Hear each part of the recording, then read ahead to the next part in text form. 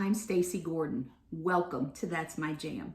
You know, I was looking back at my Facebook page the other day and I realized that the very last flavor I developed before I shut the business down never got a name. I was posting about how I finally got the recipe the way I wanted it, but that it needed a name. Well, now it has one, and today we're gonna make it. So let's get ready for Cherry Bomb Cherry Jelly.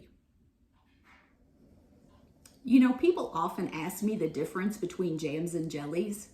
Jelly should be translucent and able to hold its shape.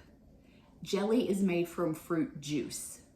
Jams are a little more cloudy and a little more thin than jellies. They're made from crushed or chopped fruit.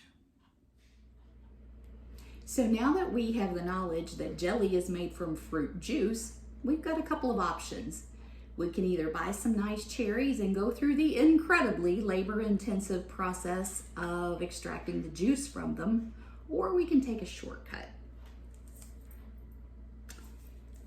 I've got some Simple Truth 100% black cherry.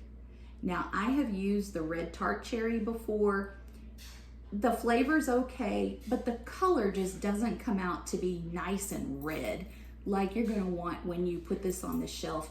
You wanna be able to see a really pretty jelly here. And in order to achieve that, I have found that the black cherry is the answer. But whatever you select, you wanna make sure not to get juice cocktail or anything like that. You want 100% cherry juice. This is a very simple 3-ingredient jelly. We're gonna start out with 3 cups of our beautiful black cherry juice. And then we're gonna add 6 cups of white sugar. In a little bit, we're gonna add some pectin, but we're not quite ready for that yet. We've got this on a medium-high heat. And our objective now is just to heat this long enough for all the sugar to dissolve into the juice. So this is what we wanted. It looks like our sugar has completely dissolved into the juice now. So it's time to add some pectin. We're going to use 1 package of the liquid pectin, but if you prefer, you can use 1 box of powder. Once you've added the pectin, the next step is just to keep the mixture on the medium-high heat, keep working it, keep moving it around, and just heat it until the entire mixture has reached a temperature that is boiling hot.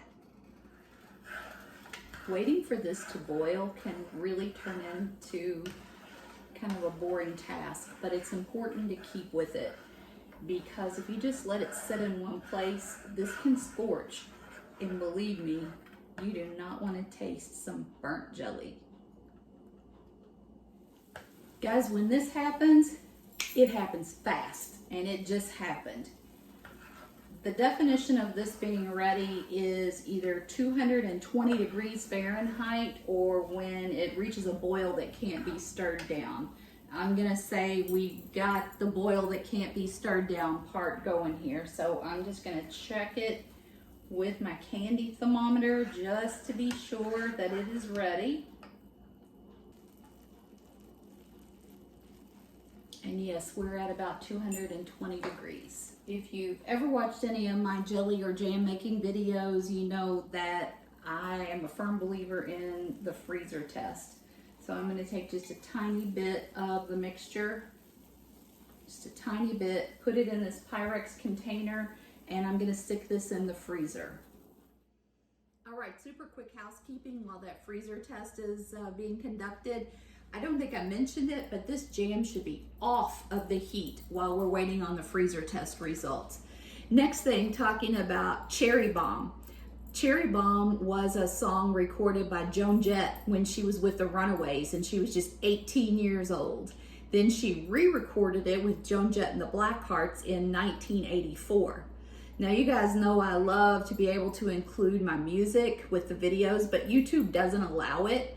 Sometimes I get away with it on Facebook. YouTube doesn't allow it, but guess what? TikTok does. So I started me a TikTok, y'all. You can find me at Stacy Gordon. That's my jam. All right, let's see what we got with this freezer test. All right, guys, this has been in the freezer for about 10 minutes, and I'm gonna be honest, it doesn't look like I want it to look. It is still a little loose. Guys, this is what happened the last time I made this, last week, and I put it back on the heat because I didn't think it was done, and I burnt the heck out of it. And then I burned my fingers, and it was a disaster. So you know what? I'm gonna go ahead and go with it looking like that, and if for some reason this is a total mess, I guess I just won't post this video. All right, so we've got two choices right now. If you plan to eat the jelly right away, you can go ahead and just stick it in some sterilized jars. If you want to be able to put it on the shelf, you're going to need a preservation method. In that case, you can hop over to my channel and find the video all about water bath canning. For me, for this batch, I'm just putting it into my sterilized jars. We've got our handy dandy little funnel that goes right into the jars. And then I'm going to use my soup ladle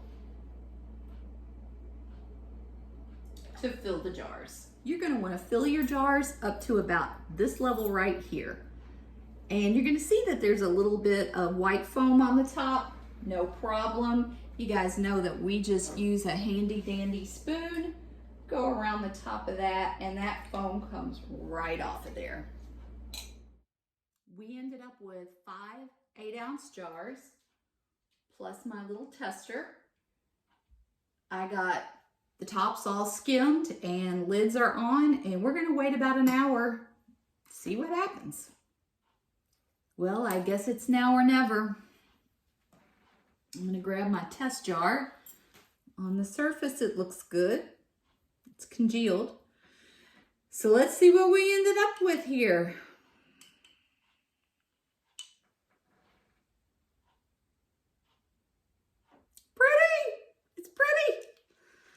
Let's see how it tastes.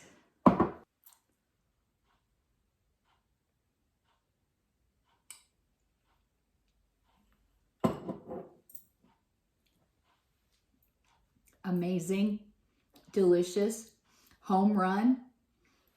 That's my jam. We did it again.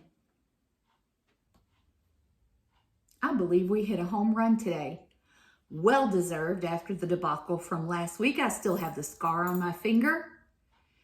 If you enjoyed the video today, I would really appreciate if you would go down and hit that subscribe button for me and check me out on TikTok. In the meantime, turn off the TV, turn on some music, and just keep jamming.